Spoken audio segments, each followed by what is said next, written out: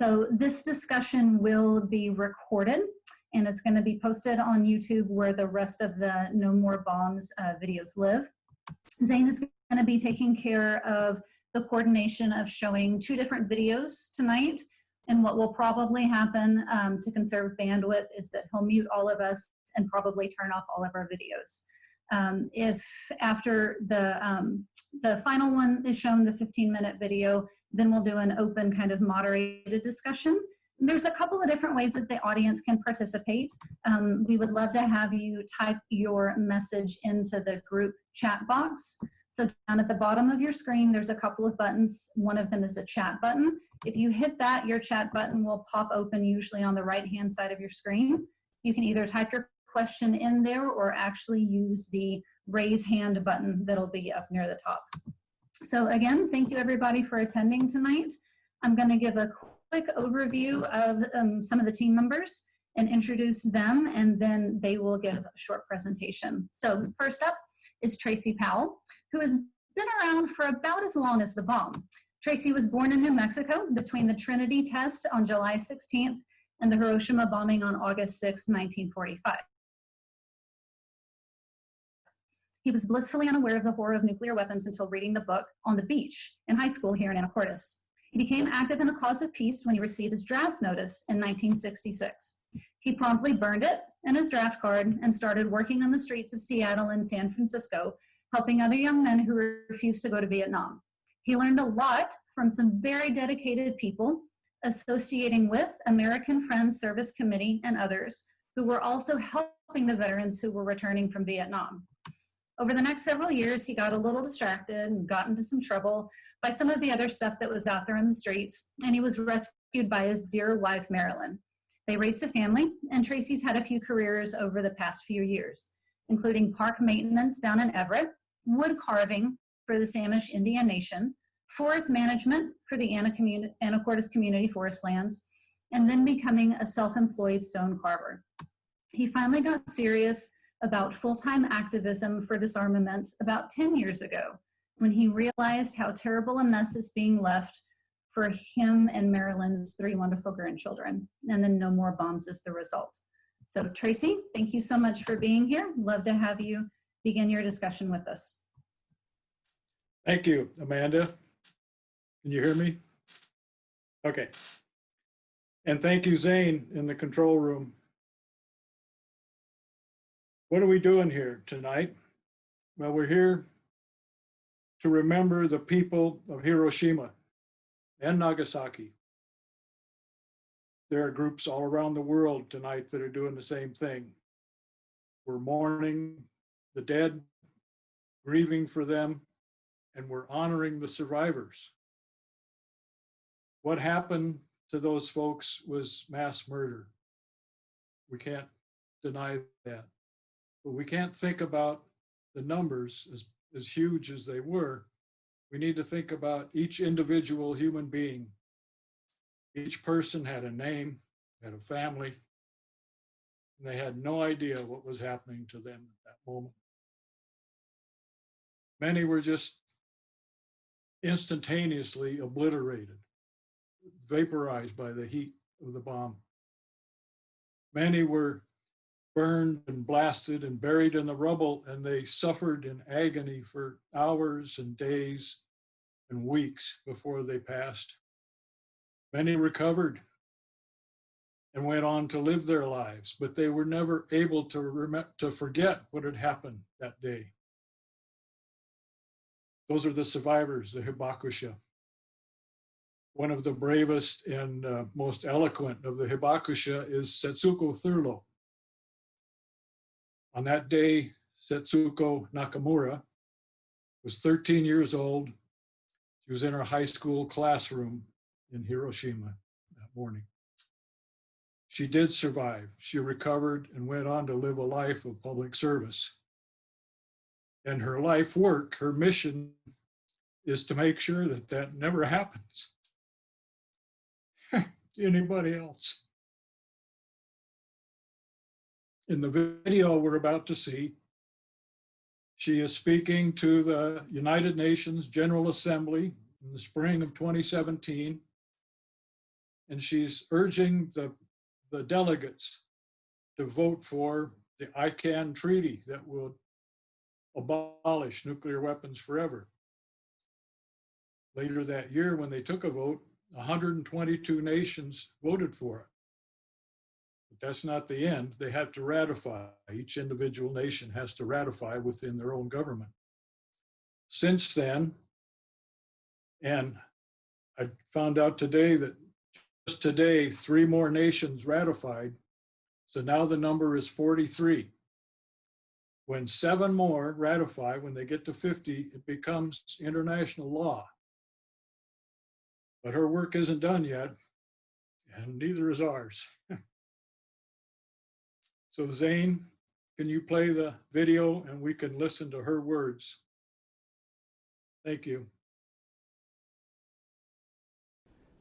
Madam President and delegates, I am honored to be given this opportunity as a survivor from Hiroshima to speak at this historic occasion. Already 72 years have passed since my beloved hometown was utterly destroyed by one atomic bomb. Those of us who survived became convinced that no human beings should ever have to experience the inhumanity and unspeakable suffering of nuclear weapons. And we Hibakusha have worked tirelessly for decades for the total elimination of those devices of mass murder, cross-generational radioactive violence. We made a vow to our loved ones that their death will not be in vain. By now, about 250,000 people have perished in Hiroshima alone. Many people whose dream was nuclear weapon abolition in their lifetime.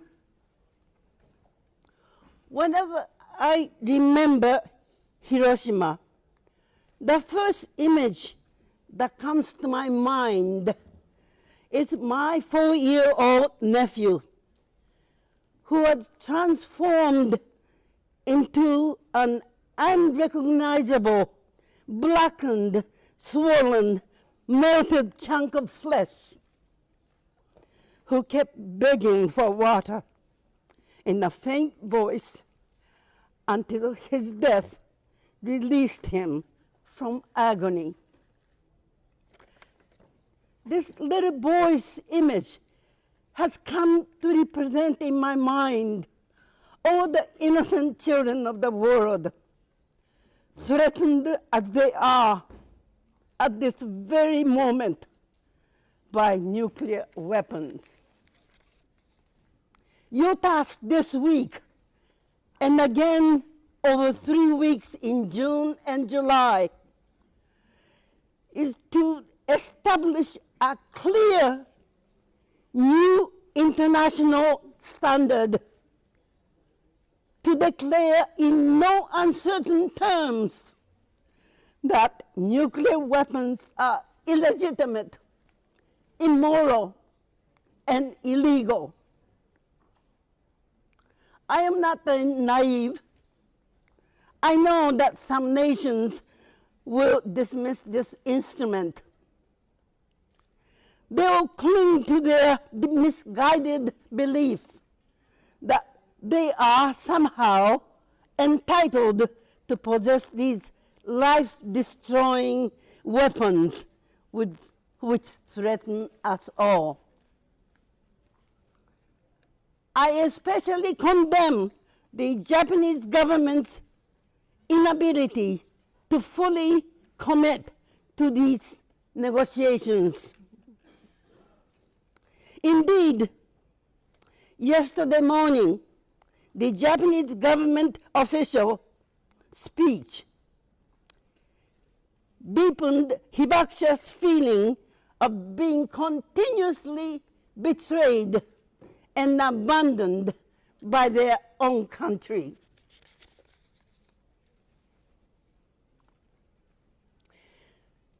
They claim to be playing a vital role in nuclear disarmament by bringing foreign dignitaries to Hiroshima with the hope that they will learn the reality of nuclear catastrophe.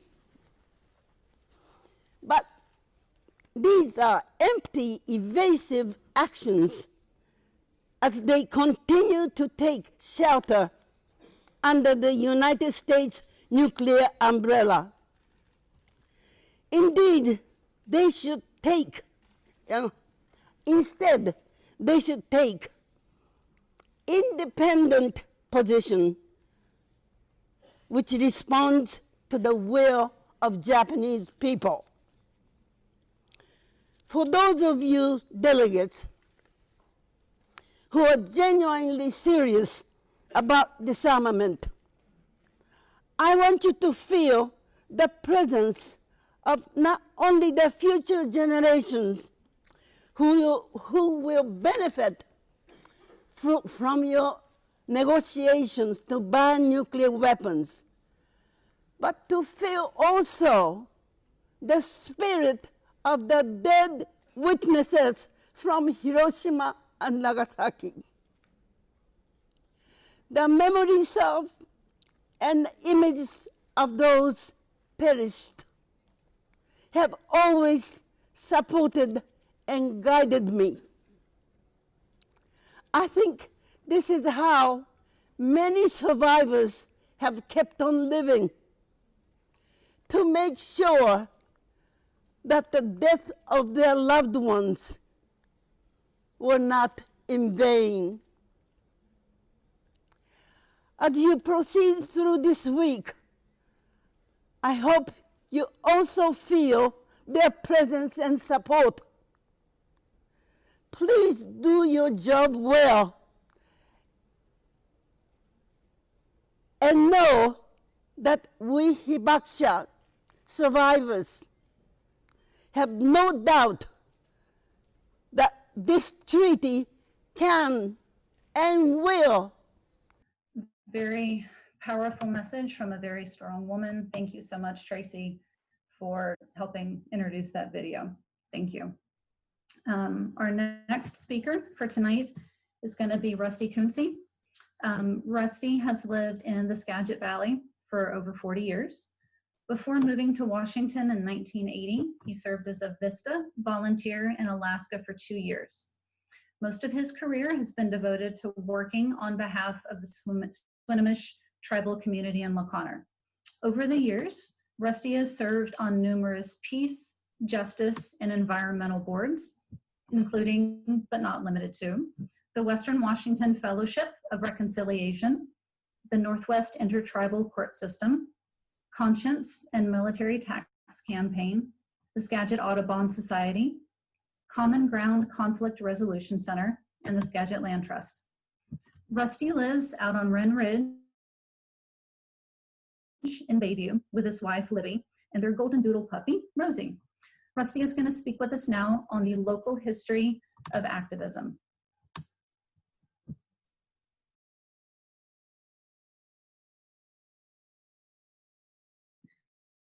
Thank you, Amanda.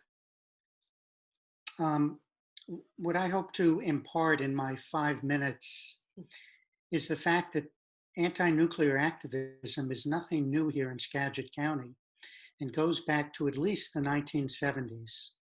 And it continues to this day, as evidenced by this gathering.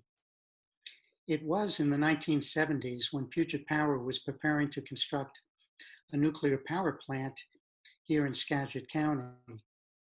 A movement was born under the moniker, Keep the Magic, Save the Skagit. Skagit Citizens Against Nuclear Power, better known as SCAMP, was formed with the goal of stopping that construction. After much organizing and many events and a number of Magic Skagit music festivals, An advisory vote was scheduled in 1979 and resulted in 71% of the Skagit electorate voting no nukes here in Skagit County. This was a huge victory.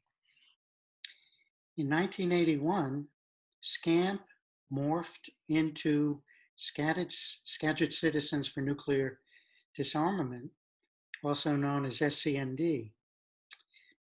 In 1982, the nuclear freeze movement was gaining momentum, and under pressure, the county commissioners voted 3-0 to support the nuclear freeze concept regarding development and proliferation of nuclear arms. 1984 saw the establishment of nuclear free zones around the country and world.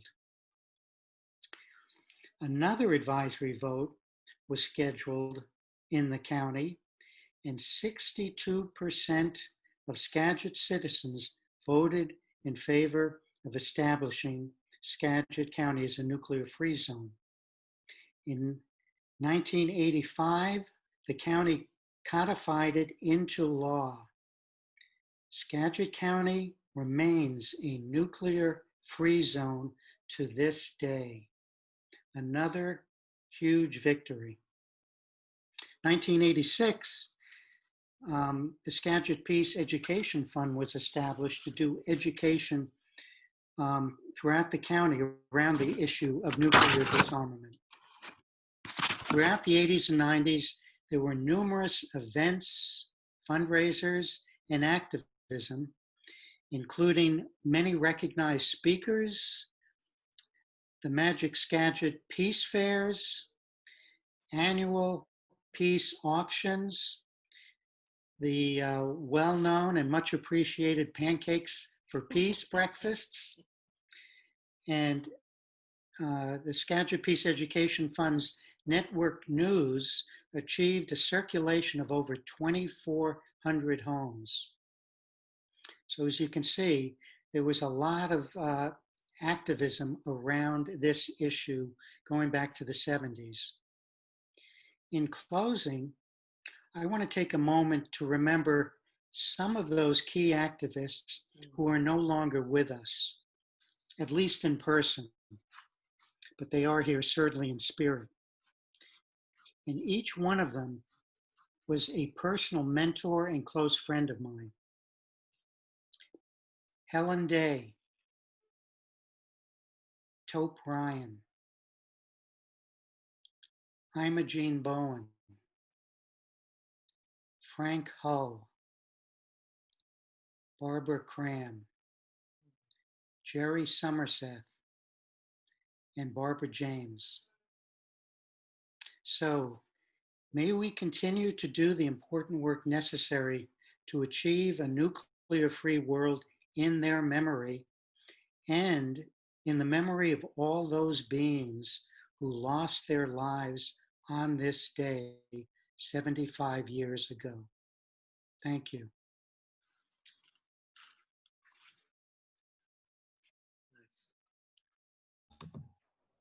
Thank you so much, Rusty.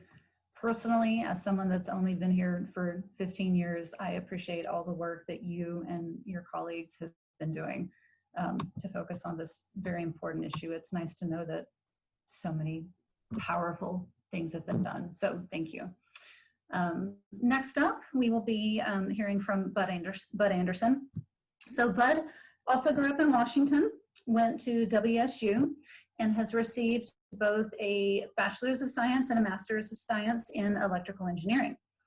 He worked for 44 years at the Shell Oil Refinery here in Anacortes as the refinery's electrical engineer, but is a master electrician and a registered professional electrical engineer who has also been a home builder and a remodeler for the last 8 years, operating as a small electrical contracting company. He has been active his entire adult life in supporting several nonprofit organizations, notably doing private tutoring for youth with math and sciences, youth sports, Boy Scouts, the Anacortes Community Theater, yay, and several local and national environmental groups. but has a strong passion for 20th century history and has read extensively on the development of atomic weapons and their destructive nature. So Bud, it's your turn, please, sir.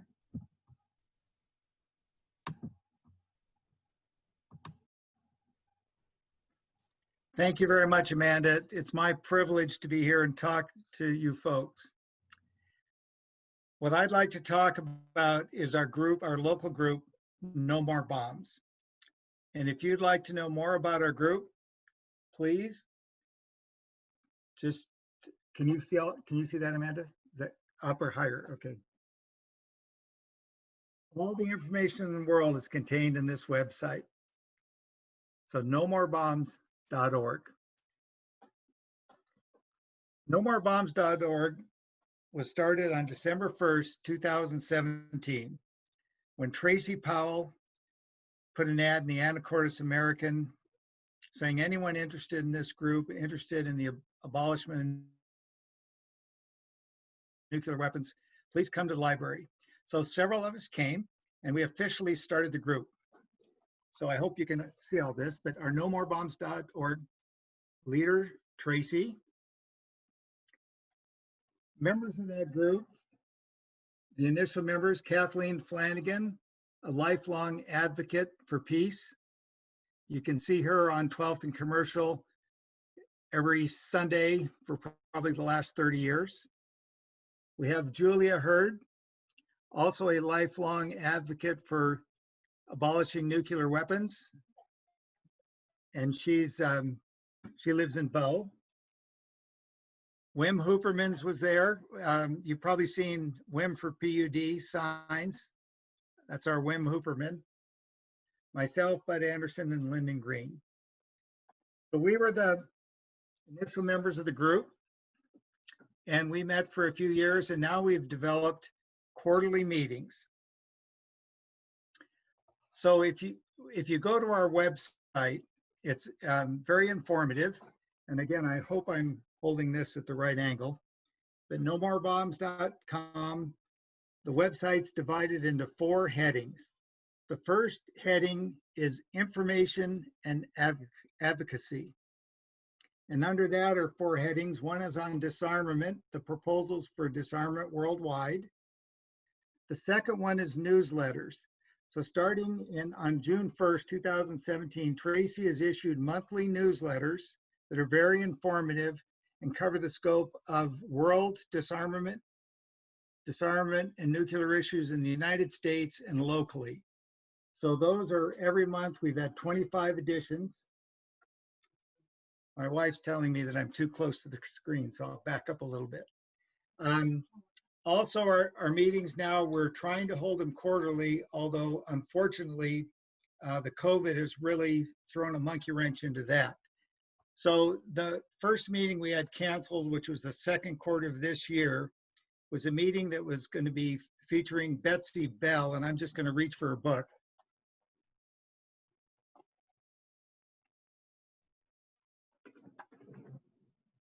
Betsy Bell was a young lady in the 70s and 80s that on her own went to Russia to promote disarmament, nuclear disarmament worldwide. So what a courageous young lady to leave the safe confines of Washington State, travel to Russia and promote nuclear disarmament. So Betsy was going to be our featured speaker. We had to cancel her. However, we will have her on our Zoom presentations, probably 4th quarter or 1st quarter next year. So please try to find time to listen to Betsy. She's a fascinating lady. She lives in Olympia and also, like all the others, has dedicated her life to nuclear disarmament. And then the 4th heading on information and advocacy is Congress, the legal efforts that are taking place both in the House and Senate on bills to eliminate nuclear weapons. And one notable one is no first use. We wouldn't want a misguided political person like a president to do first use. So there's a bill to prevent that, and things like that are absolutely critical. The second category was about, And that's the first heading is all of our papers, educational advocacy and projects. It talks about them. And then the links to publications. So these would be publications all over the world on the subject. The third category is images, and it contains all the classic images of what happens if nuclear weapons are used, the images of their destruction in Hiroshima and Nagasaki, among many others. And lastly, the fourth category, we have a listing of all several movies of interest covering the subject. And then the second category is one of my favorite. It's the one that Rusty talked about, and Julia, and that's the nuclear-free zone. So the resolution that, because of Rusty and Julia's efforts and many, many others, Skagit County became a nuclear-free zone. If you read chapter 926, it discusses that, and that is in our No More Bombs website. And lastly, a shout out, and I hope you can see it, but to the Dove Project with Tracy Powell. So we all know, Tracy has been really a spiritual leader for us, just a marvelous human being. He is he has so many talents, but he's a sculptor. He creates peace doves. They're gorgeous collector's items. He sells them. 100% of the profits go into the effort to promote local, national, and world peace. So a shout out to Tracy, Julia, Rusty, and everyone attending. Thank you so very much.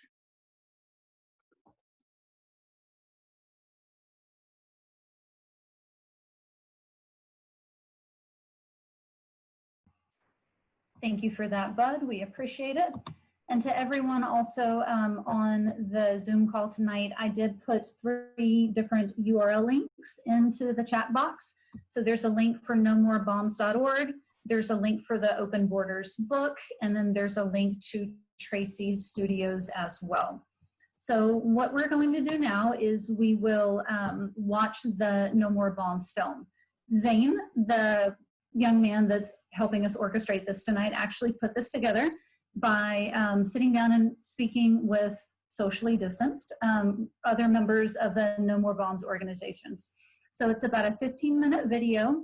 The team shares their thoughts, their feelings, some of the experiences that they've lived through regarding nuclear weapons. And I personally want to thank them for taking the time to open up their hearts and sharing these stories and their desires for a peaceful world, free of nuclear weapons. So I'm sure many of us on this discussion tonight have lived similar experiences. And so sit with their messages, sit with your own thoughts, think about what you'd like to talk about, and then come back and join us for discussion after the film. Again, it is going to be about 15 minutes long, so if you need to step away and come back, you're welcome to. Remember that Zane is recording this, and he will have it available to share on his YouTube page along with the rest of the videos. So Zane, it's all yours, sir. Hello, my name's Bud Anderson. Hi, my name is Holly Gwynn Graham. Rusty Quincy. Julia Hurd. Tracy Powell. My name is Kathleen Flanagan. Lynn Whipplemans. I'm with No More Bombs. No More Bombs. No More Bombs. We're No More Bombs. Here in the beautiful Skagit Valley in Anacortes.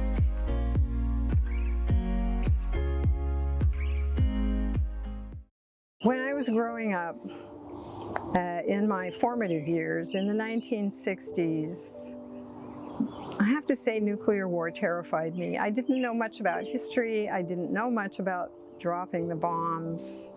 But I had watched a film called On the Beach, and it was about what the world would be like after a nuclear holocaust. And I'm not sure why, but it moved me enough to get involved. So growing up, nuclear weapons were always just a mystic, dark secret. So I had this intense interest to try to understand, well, how do they work? Where are they? How many? What's the rationale for them? Because they clearly had a devastating effect. I probably, like many of the people that you've interviewed, am a child of the 60s, and my activism, particularly around nuclear weapons, began, like many people of my generation, with the Vietnam War. I was eligible for the draft and was in college back in the 60s and became very active in the anti-war movement, having gone to school in New York City, made many trips back and forth to Washington, D.C. for some major gatherings and demonstrations. As a high school senior, that's towards the end of the 1970s, there were large protests all over Europe. That would be in the Netherlands, in Germany, and in Britain. And these protests were about the deployment of nuclear weapons by the US to the US bases in Europe. I have been a peace activist, I think now for 55 years, mentally engaged in the active art of understanding and loving people who have worked to bring compassion and caring into our planet, onto our planet, in time to make it turn around a little bit and turn away from making war. My first introduction to activism was in 2003, before the Iraq War. My husband and I joined a group of like-minded people down on a busy corner there and stood there every Sunday for an hour. And that group has, we're still there. The group has changed, people have come and gone, and the issues have changed. People stand there now for this politician or that politician, or for this school board, or that school board, or, you know, pro-abortion, for climate change, a myriad of issues. But there's a 97-year-old gentleman that is just steadfast in his attendance every week down there on Sunday. And he's a World War II veteran. He's 97 years old and continues to stand there for peace. And so I stand there with him for that same cause, hoping that people who drive by will just pause for a moment and think about peace, whether it's internally in their heart or globally. My activism in an anti-nuclear war stance really occurred in college. So when I was going into my senior year, my status was changed to 1A, and I went to Spokane to get a physical. And just because paperwork was mishandled and I lost my student deferment. Anyway, I got that corrected, but I was that close to going to Vietnam. But the Vietnam War changed my opinion. Prior to that, I just concerned myself about the security of the United States, and the military was providing that security. But after that war, I became totally disillusioned. You know, that war never should have been. We went to war on false pretense. Lyndon Johnson lied through his teeth. The Gulf of Tonkin incident, of course, never happened as it was described to the American people. So I became very critical of militarization and warmongering that just benefits industry. There are groups here that are working on issues like that, like Ground Zero, which is named for that because we are a target near Olympia. Ground Zero is where the Trident submarines are being built at a naval base there. The Trident base is home to the creating of many nuclear submarines which are able to take out an entire world. One submarine, I think, has 14 nuclear weapons on it and plows the seas. And I think we have quite a few of them, and I do believe Trump wants to build another. And even Obama, who unfortunately wasn't as good as we hoped he would be in many instances, also agreed that these were a good idea. South of here, it's 20 miles east of Seattle, and it is a Navy base that is home to nuclear submarines, and it also has storage there underground for nuclear weapons. If we're in a nuclear war with Russia, the first target that Russia would authorize would be to take out Washington, D.C. And they do it with one rocket, MIRV, all through Washington, D.C. Nothing in Washington, D.C. would be alive. The second and third target, the next priority, is the nuclear Trident base in the East Coast and the nuclear Trident base in the West Coast that's at Paulsville, Washington. Another unfortunate fact about that is these won't be airburst bombs designed to kill millions of people, terror weapons. These will be ground detonated because they want to get the submarines that are in these concrete caves. And so now you've got incredible fallout that's going to go all over the entire world. So if you live in Anacortes, Washington, and the wind's blowing like it normally does, it's a matter of days, hours, weeks, seconds before this area is so irradiated, nothing will live. I actually took part in two civil disobedience actions. One, which some of you may have heard of, was the Trident peace blockade. The first Trident submarine was scheduled to come into Puget Sound, and a handful of people from as far away as Australia, the East Coast, the West Coast, thought that it would be, at least symbolically, a good idea to try and do a blockade. We had a bunch of little rowboats and kayaks and a sailboat, and we literally tried to blockade this huge Trident submarine. A bunch of us got arrested.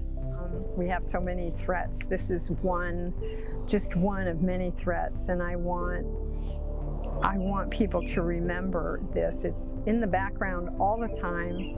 I find it very hard to maintain hope. This is an enormous problem. I get overwhelmed with it very easily. You talk to friends about it and their eyes glaze over, and it's just so big. We really want nuclear abolition. We want nuclear weaponry to be abolished, and we want nuclear power to remain undeveloped. We want nuclear waste to be dealt with in a way that is realistic. And at this stage, nothing really exists to deal with the wastes.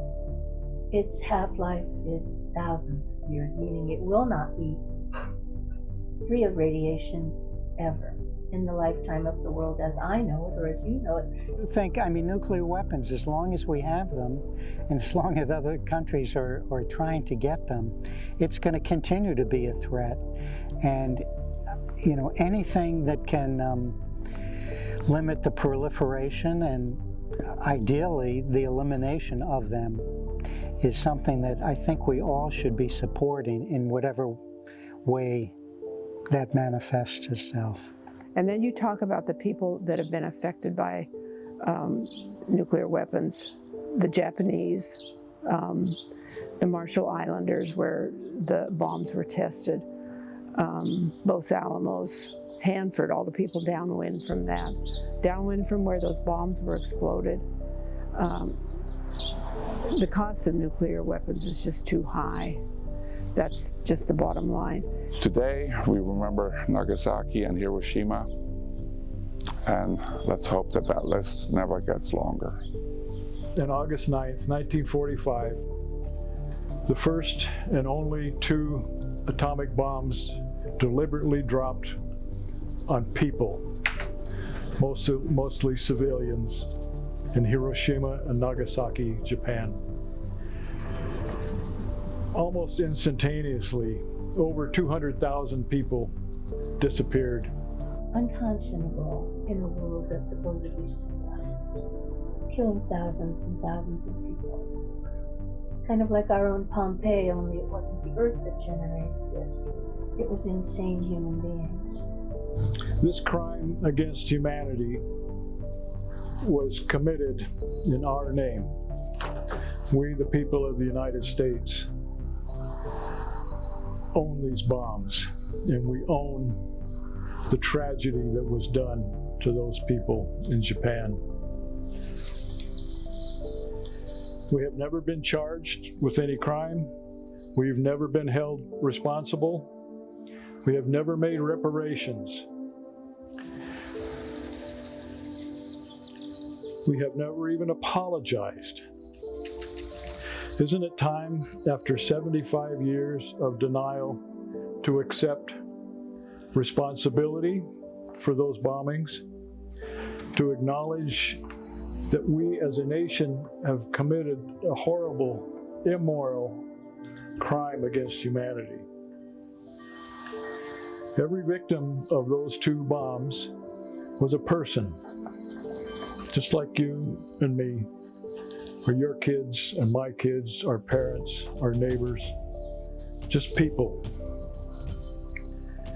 They were all members of our human family, our own sisters and brothers, parents and children. We cannot bring them back. We can never pay enough to replace them. What can we do? What must we do? A process of truth and reconciliation is what we can try to do. We can heal the survivors of the bombings and the descendants of them who have suffered pain we cannot even imagine. We must acknowledge our responsibility as Americans. We must apologize to everyone in Japan. And then we must dedicate our lives to preventing this horrible crime from ever being repeated. We must join hands in the cause of nuclear disarmament, here and in every nation on earth, now and forever. We had a chance to disarm. We didn't do it. China and Russia were looking to us, and we didn't do it. So I sang this, and I think I'll share it with you. It's called Abolition Now. We gather here to turn the page, to say farewell to the nuclear age, to the hate and fear, to the mushroom cloud. Our will is this, abolition now. We need to heal, to let love in. Peace is the way, so let's begin. It's one small earth beneath the sun. It's time we learn to live as one. No Star Wars race to arm the skies. Missile defenses, smoke and lies. No Trident subs to plow the seas.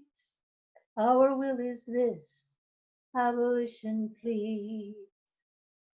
The Hibakusha who live in pain, we promise them never again. We work to end the fog of war. We won't forget what we're here for life on earth and life to come. We'll find a way to live as one. The spear of war becomes the plow. Our will is this, abolition now. Our will is this, abolition now.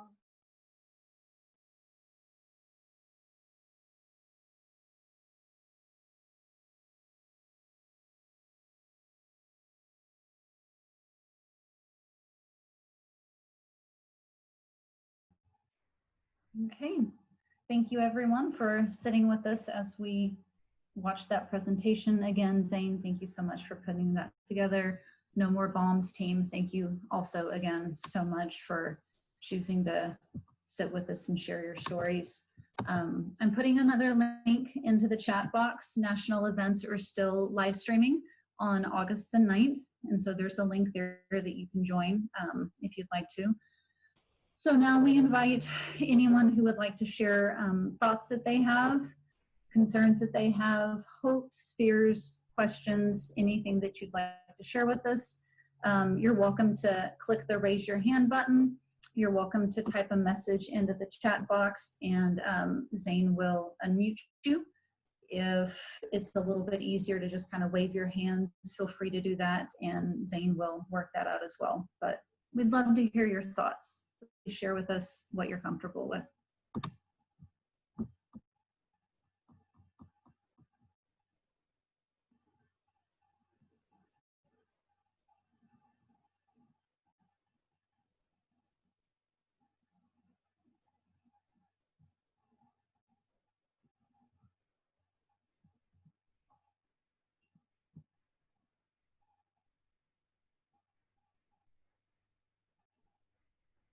Or if anyone from the board, Tracy, would you like to share something with us?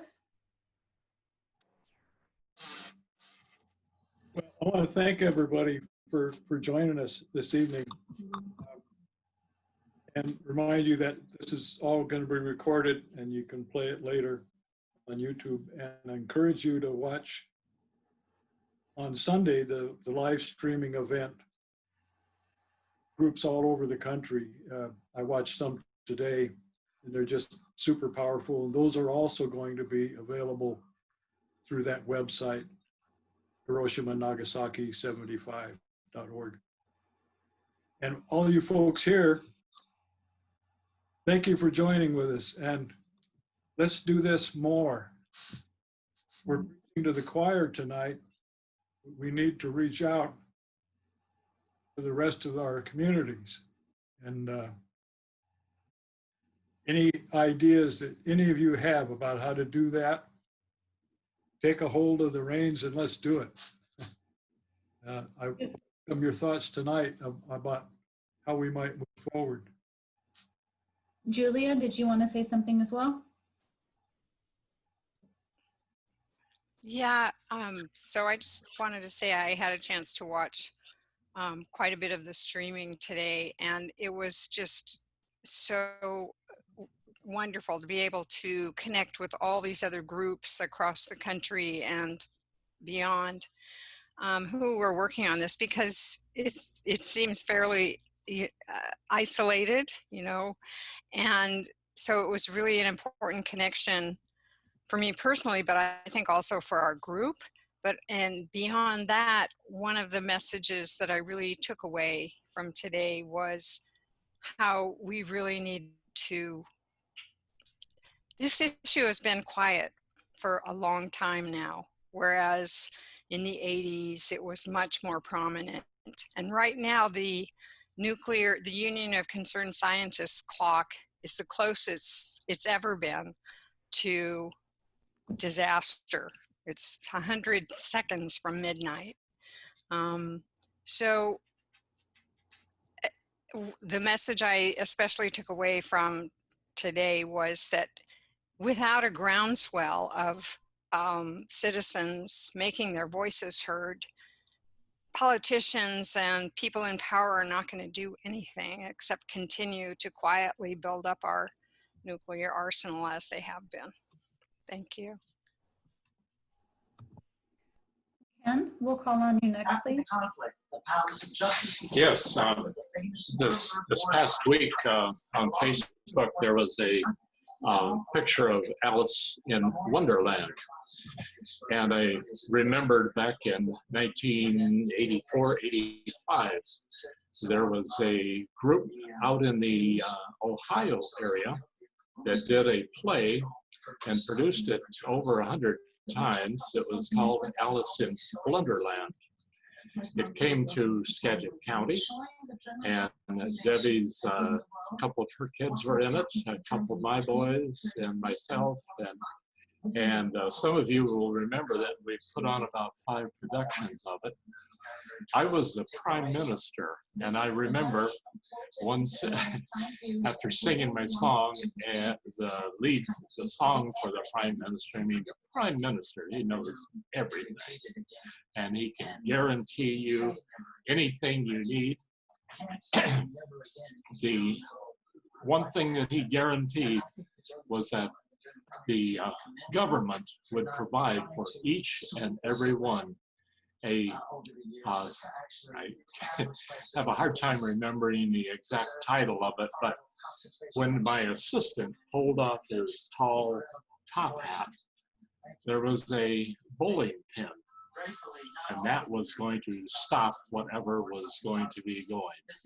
Well, right now we have a leader who is finally declared that we can wear masks. And it took him a long time to figure that out.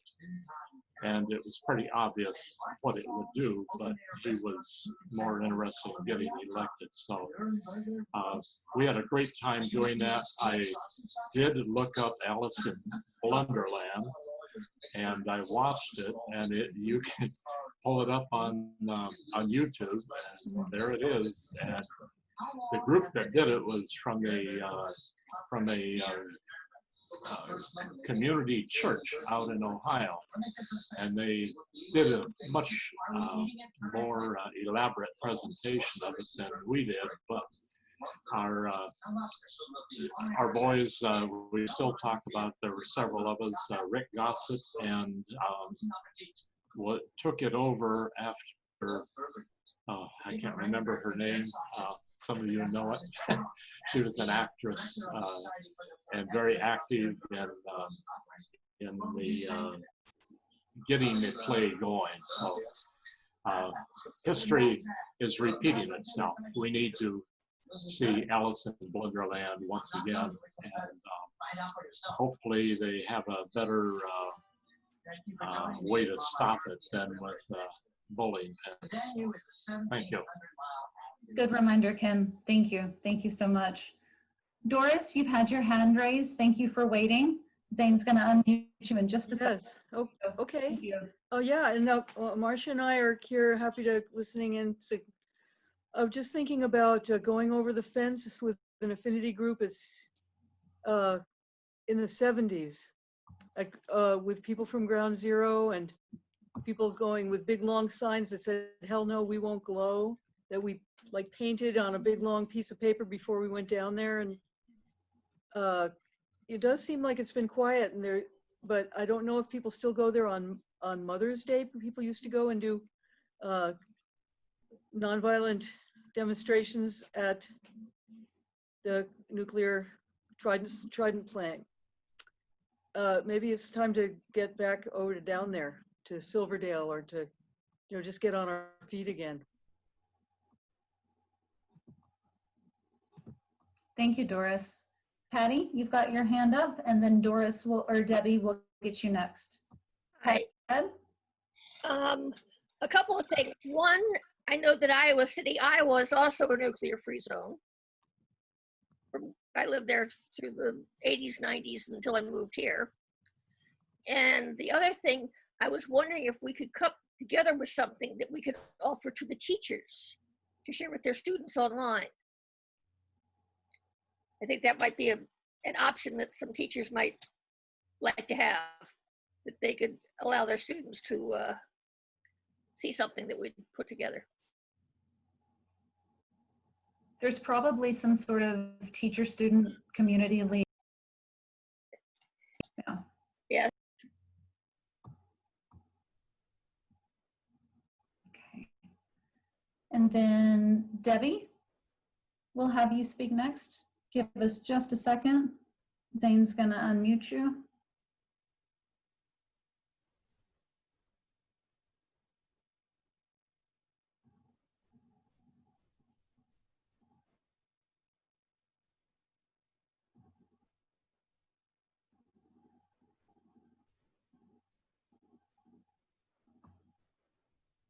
We're trying to unmute you, we promise.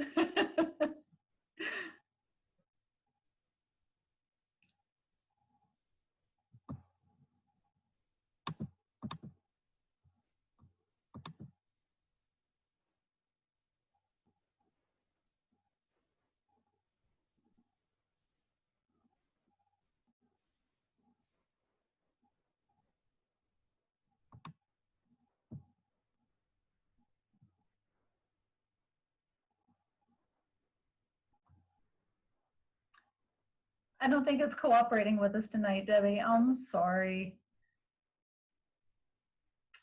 Zane's working on it. Is there any way that you can type your question into the chat box?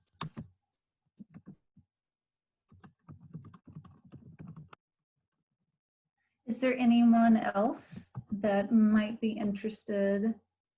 Wem, did you want to say something? Did I see you raise your hand? Okay. So today in the national program, there was also attention for the Black Lives Matter movement. I cannot repeat that, everybody should kind of inform themselves. But nuclear weapons are a form of violence, extreme violence. And all our other problems in our society, they all tie together. And also the Black Lives Matter movement, in a way, is tied to the nuclear weapons problem. Patty brought up that maybe we should get a program running on the schools. While I think that's a good idea, it's actually better to start listening to our youth. And right now, they are really active on the Black Lives Matter issue, and they have announcements and activities almost every second week. And I think it's also time for us to listen to them and support that. And who knows, maybe talking about nuclear weapons also happens when we do that. Thank you. Thank you for that. Debbie, we're trying one more time.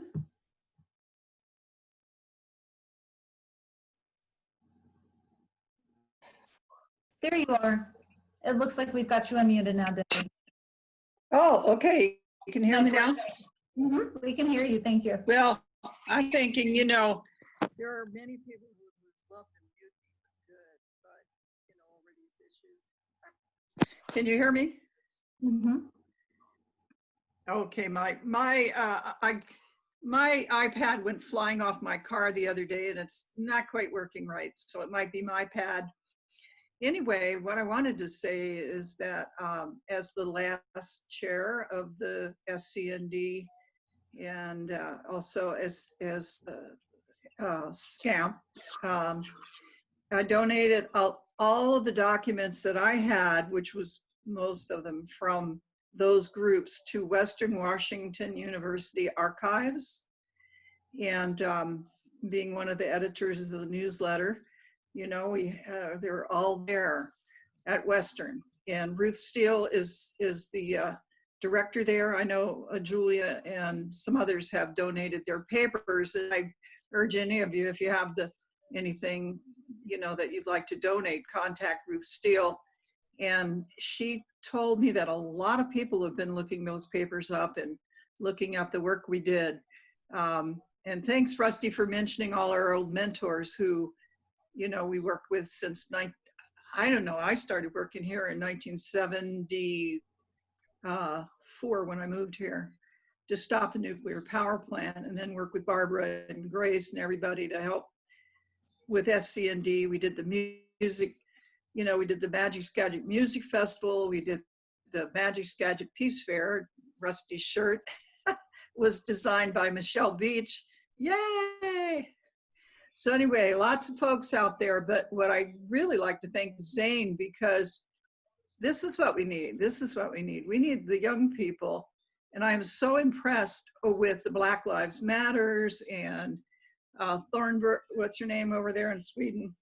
You know, all those kids that are really stepping up now.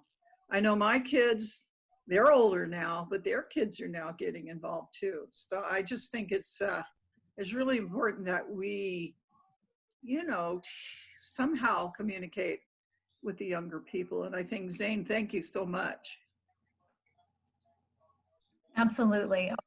Great point, Debbie. Thank you, thank you, thank you. And then Julia's also popped in some links to those archives. So thank you, Julia, for doing that. And then there was a note from Doris about the Sims family who used to live in Seattle and now live in Oregon. So No More Bombs team, let's make sure that we connect with Zane after this. Usually when presentations get recorded, the chats get saved as well. So we'll make sure and pull this out to the rest of the team. So we are at our hour, and I would like to make sure that we are still cognizant of everybody's time. So Bud, I'm going to go ahead and hand this back over to you to close out the program. Let's make sure that the website is shared again. If people have any questions for you, it would be great for them to know how to reach you or anybody else in the group.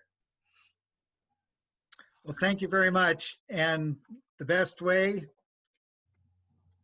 go to our website, www.nomorebomb.org. Contact information is listed. Also, you can get on our monthly list, which has that information duplicated. And then a real quick shout out, thank you, Zane, Amanda, all participants of this video. Marvelous job. And of course, especially to Kathleen, Julia, Wim, and Tracy. Bless you all. Thank you. All right.